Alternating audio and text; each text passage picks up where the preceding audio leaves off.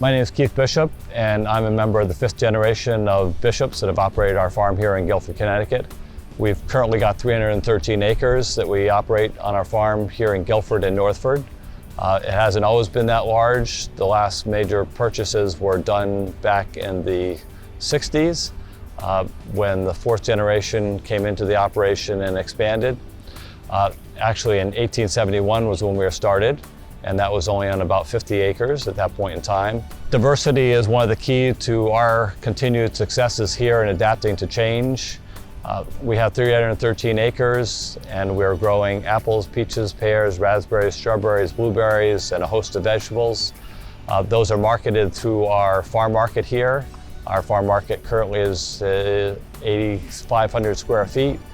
When I came back from Cornell in 1977, then we were about 1,000 square feet that we had. So we've grown it since that time to adapt to the marketplace. In 2005, it added a winery. The winery then is using fruits that we grow here to make wines, so that we've got another way of value added to the fruits, as well as keeping them for longer than just what their normal shelf life would be. 10 years ago, we had a CSA program. We have 500 members in that share in the production off of that aspect of it. Pick Your Own is an important part of how we market to customers as well. In the fall season, we do pumpkins and all associated fall decorations here at our Little Red Barn, have entertainment activities for the children.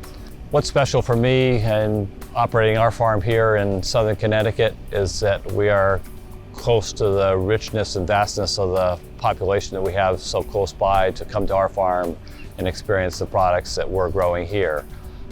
Challenges to that are on an educational side of it, of having people cohabitate with the farm, knowing what takes place on the farm that we need to do, and that entails from zoning knowledge and potential restrictions that are placed upon agricultural operations, to people understanding that we have spraying and other needs, fertilizing, tractor noise that goes on at different times of the day and night, to understand and be cooperative with.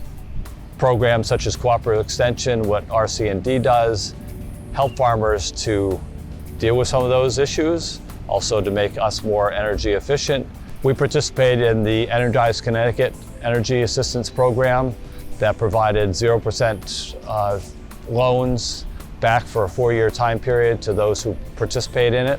That went through our entire facility, identified where lighting, fan motors, other things that used electricity could be improved. Our cost for that here in this one building is on the average of $12,000. 60% of that is provided by the ground mount solar system we put in cooperation with the REAP grant and the Connecticut Rural Energy Program. Energy efficiency is a part of that program, and we did 2 energy efficiency programs that were each over $100,000 in the past 10 years. And that is something that has to be done before you put a solar program in, so you're actually being more efficient with the motors, the lights, and other programs, pieces of your energy usage, so that you're saving the most and not having to reduce any more solar than you need to. I'm George Krivda. I work for USDA Rural Development as the state director, and I've been charged with increasing rural prosperity in Connecticut. At USDA Rural Development, we have a program known as the REAP program, Renewable Energy for America program. And we've worked with various farms on energy efficiency projects to help with lighting and HVAC and a number of other efficiencies. The REAP program for us specifically enabled us to put in over 1,100 solar panels on our farm operation, and that was subsidized by a grant from that REAP program. The Connecticut Farm Energy Program actually was the one who matched us up to the REAP program, helped us to do the paperwork and complete the grant process, which enabled us to actually follow through and be competitive in the process. We partner with RC&D and a number of other organizations to help bring these programs to small agricultural producers. Yeah, and that was the most important part for us, was being able to have that connection to do the paperwork on time, properly, to be able to be eligible for it. And that enabled us to put in the 1,100 panels, spend $900,000 on the project, and that is providing now 80% of the electric for our operation here in combination with panels that we put in ourselves on the roof of the building. Well, it's the right program in the right place. USDA Rural Development works in communities all across the country to increase prosperity. We have programs in housing, we have programs in community facilities to assist small towns. We have a business and industry program that assists producers in small communities with programs that'll help them become more efficient and more profitable. We have a value-added program, we have a business opportunity program, we have grants, loans, loan guarantees. The best thing you can do is call your USDA office, have them direct you to rural development, look at our website, talk to our folks. We'll help you determine how eligible you are and how we can help. So Keith, what have you learned about what folks help you and what programs are available to you to assist you in all your projects in the future? The ZREC program was one that we took advantage of and put a bid in on that for our project, as well as the virtual net metering. The virtual net metering was key to the location where we chose to put this in on our land. That allowed us to take and move the power from the other side of the street from where the farm market is and where we're using the power into the building through the grid. And if it wasn't for that program, we would not be able to take and do the REAP grant either because of the physical location of where we have our programs. Right. If you want to survive here in Connecticut, you got to be a good businessman. So the economic side of it, there's lots of ways of getting help, local, regionally, nationally, but you've got to have your eyes and ears peeled. Going to trade shows, such as the Sturbridge show or the show that takes place up in Manchester, New Hampshire, USDA, RC&D, Farm Bureau, lots of vendors are there that have programs, that have products that actually can save you money. But you've got to be on the lookout for those and be inquisitive.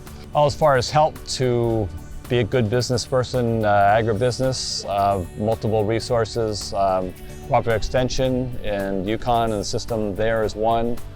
Department of Agriculture here in Connecticut is a great resource. Then also we have other farmers, and we have found other farmers throughout the area, whether it's just in our northeast area or reaching beyond that, especially us in direct marketing.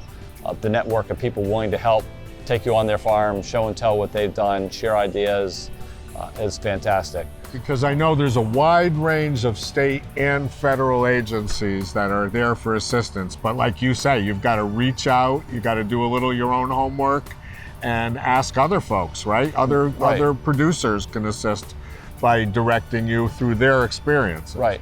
Where's Bishop's Orchards going in the future? What do you think is going to be your next big project? Our vision here is to grow food for the local economy and scale that in such a way that we can produce to directly sell that and not market outside of our region. So to that effect, we're growing many different smaller size crops. We have a CSA program.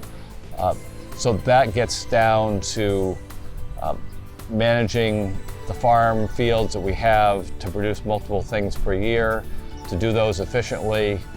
On the apple tree side of it, it takes 3 to 5 years to produce an apple off of a newly planted tree. So that time frame is cost of money. So programs that help us to do those things efficiently, trickle irrigation systems, ways of planting, hoop houses, controlled environments that enable us to produce more per square foot, per acre, are very helpful.